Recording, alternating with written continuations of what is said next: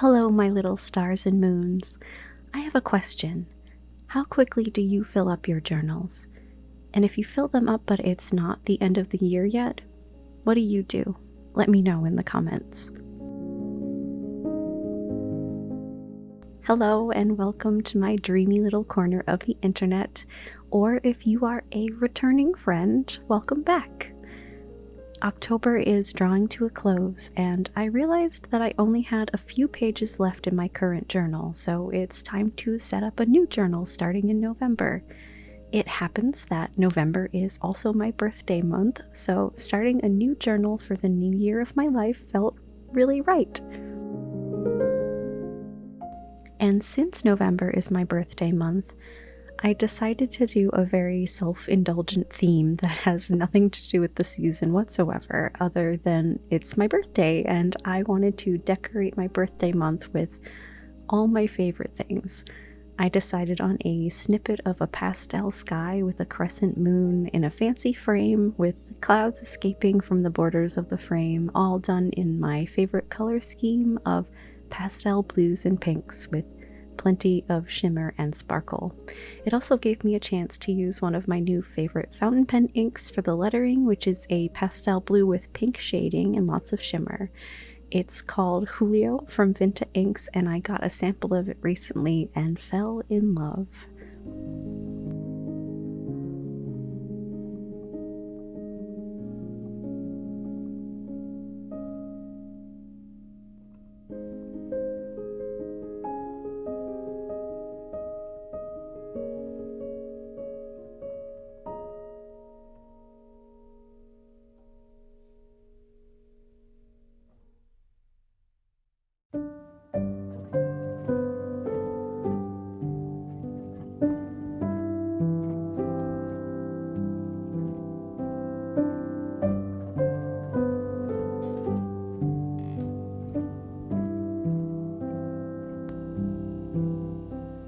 This new journal is an Archer and Olive in the larger B5 size, which you might be able to tell just from looking at it. This is one of my many unused journals that has been waiting to be used, so I don't think that they sell this style of cover anymore. I decided to use the B5 this time because I thought having the extra room to paint and draw would be really lovely, especially for these videos. I was using a B5 size before my current journal, and I switched back to the standard A5 because I usually like that a little better. It just feels really hard to fill up an entire B5 page with writing a lot of the time, but if I'm planning on doing more art in my journal in the coming year, I think that the B5 will work nicely. The cover is an ivory vegan leather with a golden crescent moon and some sparkling stars and a pair of birds. Some of my favorite motifs, which also show up in my theme this month. I love anything related to the sky, and I thought that that was really appropriate for starting it on my birthday month. I took the clouds outside of the frame to give it a more magical, whimsical feel, but of course still tried to leave space for words on my quote page as well. I didn't work with a reference for color or lighting or anything, I just sort of went with what felt right, so it's possible that it looks a little bit off in that sense. To be completely forthright with you, my dear friends, I spent most of October working very hard on a first installment of a project I really wanted to make a video about for October, since it was spooky and mystical and gothic heroine themed, and it would have been spooky seasonally appropriate, but I ended up getting lost down the perfectionism rabbit hole and didn't manage to finish in time. I'm still planning on making the video, it just won't be out for spooky month unfortunately, so in addition to it being my birthday month and wanting to have a theme that felt very self-indulgent, I also wanted a theme that felt intuitively easy to pull off, hence why I didn't go searching for references for the clouds. I did use a reference for the frame though. It's a little bit more rococo or baroque rather than the Art Nouveau style I've been favoring, but I thought that the curly shapes in the frame echoed the roundness of the clouds and the crescent moon nicely.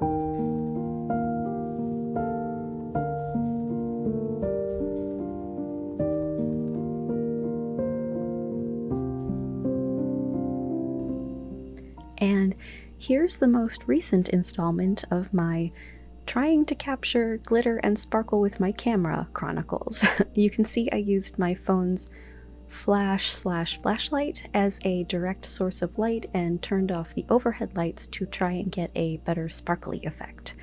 Having to have the phone right on top of what I'm painting to get that direct light does make the phone camera shake a little bit, unfortunately. What do you think? Is it worth it to try and get that sparkly effect?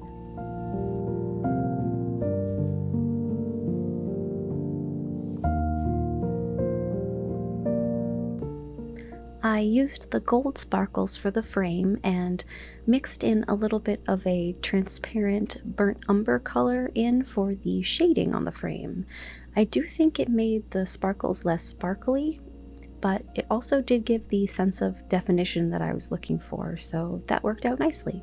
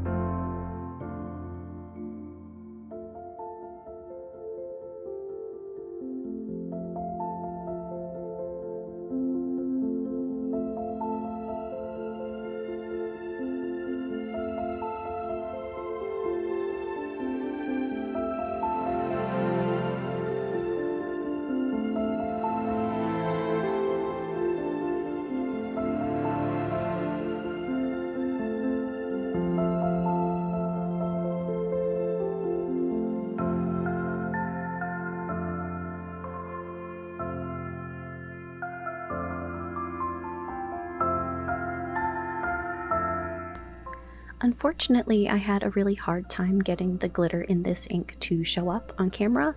You'll see it better in the glamour shots at the end, but it's so pretty. I used a fountain pen with a fude nib to do the lettering, but I went back over with a paintbrush for a second layer too. It's a very pastel ink, but writing in a regular medium nib, it's readable enough for me for writing in my journal or morning pages. Probably if I were writing a card or a letter to someone else, I would pick a different ink. The quote I used this month is from Else Fitzgerald. She bloomed in the dark light of November.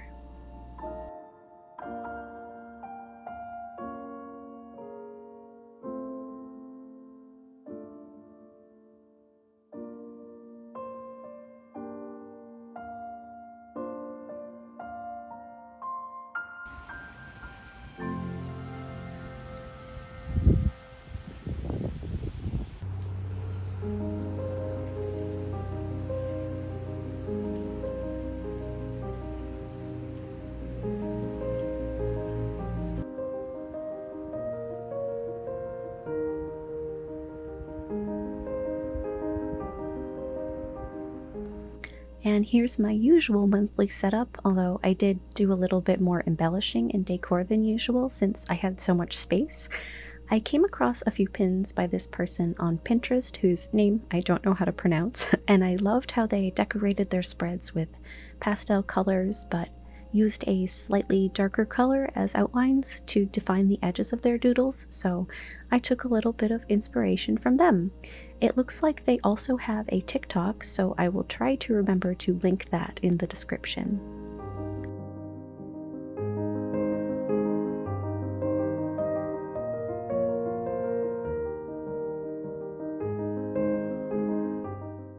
The ink in this pen is another Vinta ink called Lilac Dawn, which is a violet ink with blue and pink shading and multicolored shimmer. It's another one of the new favorites I got a sample of recently. If Julio is heavenly skies and angels and cotton candy colors, Lilac Dawn is fairies and unicorns and twilight skies, both equally beautiful and magical, just with slightly different vibes.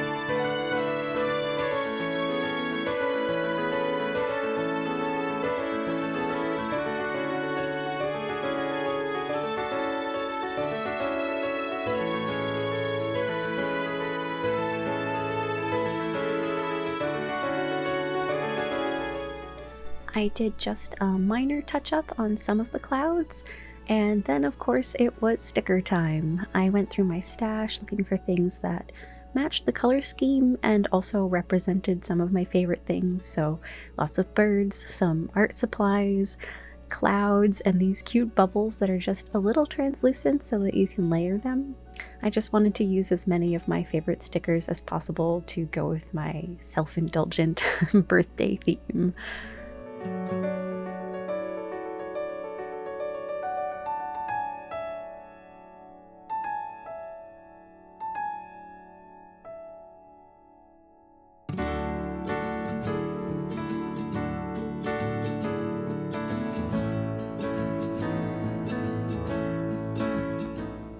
And of course, here are the final glamour shots in the sunshine so you can see the shimmer and sparkle a little bit better. I hope you have enjoyed your time here with me today, and thank you so much for watching. I hope that this video could be a little moment of calm or inspiration in your day, whether you decided to plan along with me or if you just needed the background noise. If you did enjoy this video, I would be thrilled if you left a like or a comment, or especially if you subscribed so that I might see you again here soon. Thank you again for being here with me, and as always, have courage, be kind, and always look for the light. Bye!